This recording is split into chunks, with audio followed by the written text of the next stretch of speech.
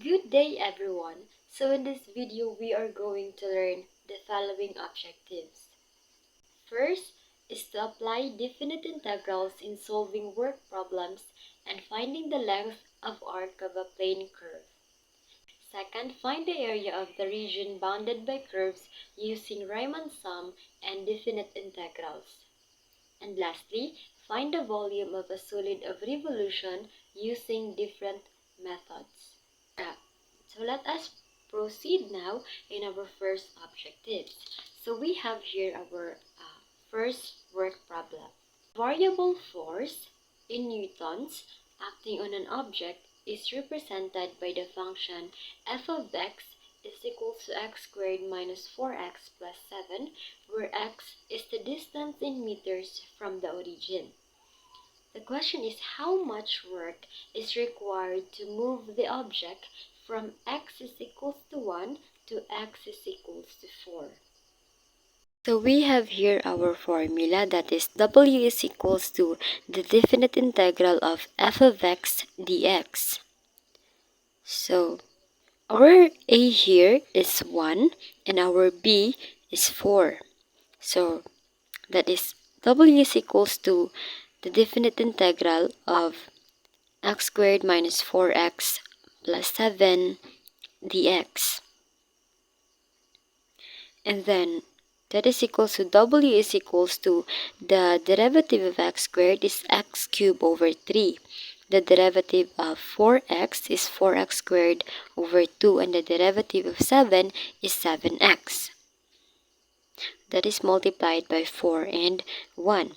So we have here w is equals to 4/3 over 3 minus 4 times 4 squared over 2 plus 7 times 4 minus 1/3 over 1 to the power of 3 over 3 minus 4 times 1 squared over 2 plus 7 times 1, and that is equals to 12 joule. So that is the work that is required to move the object from x is equals to 1 to 2 to x is equals to 4.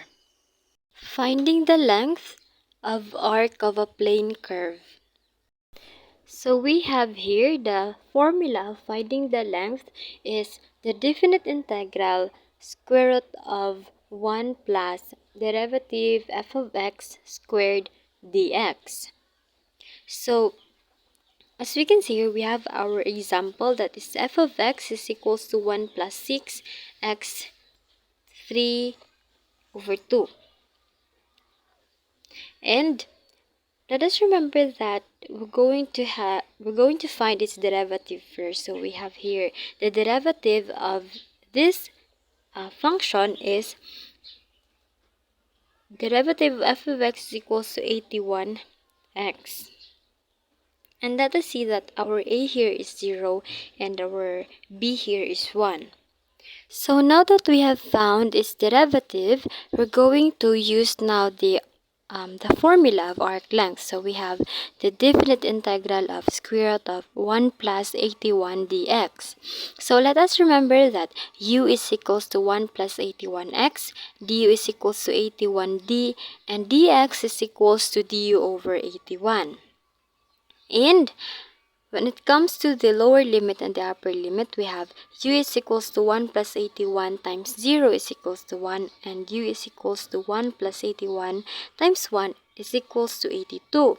So we're just going to put them into the formula, and following the process, we've got the answer, which is 2 over 243 times 82 squared of 82 minus 81, or in decimal, we have 6.103. And now, let us proceed in our second objective, that is finding the area of the region bounded by curves using Riemann sum and definite integrals. So we have here our equation, f of x is equals to x squared plus 1. And in finding the area, using definite integrals, we have definite integral of f of x dx.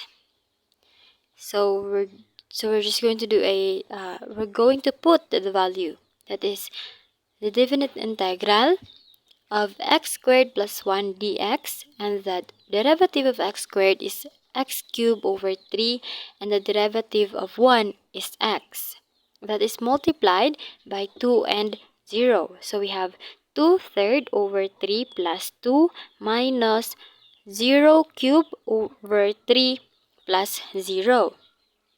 That is equals to 8 cubed 8 over 3 plus 2 over 1, and that is equals to 4.67, or in fraction we have 14 over 3. So in finding the area of the region bounded by curves using Riemann sum, we have our function here f of x is equals to x squared plus 1. Our a is 0 and our b is 2. So we have delta x is equals to b minus a over n is equals to 2. So that is 2 minus 0 over 4. Therefore, the delta x is equals to 0.5.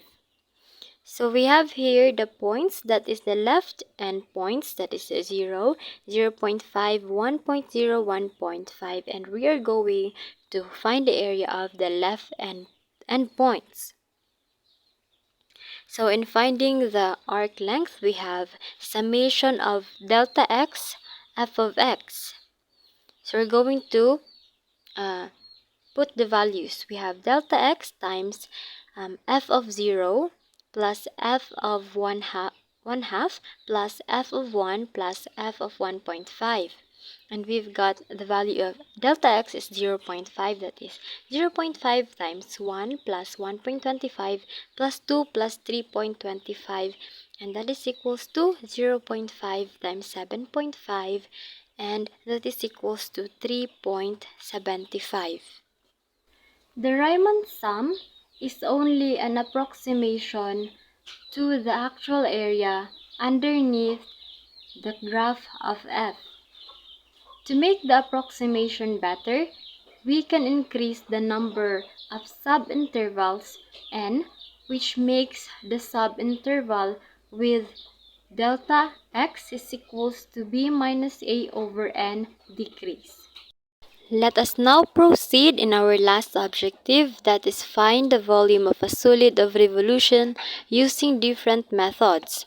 So we have here our example number 1. Determine the volume of the solid obtained by rotating the region bounded by y is equals to x squared minus 4x plus 5, where x is equals to 1, x is equals to 4, and the x-axis about the x-axis. So we have our volume formula here. We have the definite integral of a of x dx. And finding the answer of this question, so we have here our sketch of the graph, and that is volume is equals to the definite integral a of x dx is equals to pi definite integral of x fourth minus 8x cubed plus 26x squared minus 40x plus 25 dx. And the derivative of x fourth is 1/5 x fifth minus the derivative minus 2x fourth plus 26 over 3x cubed minus 20x squared plus 25x, that is to be multiplied by 4 and 1. So we've got the answer, that is 78 pi over 5.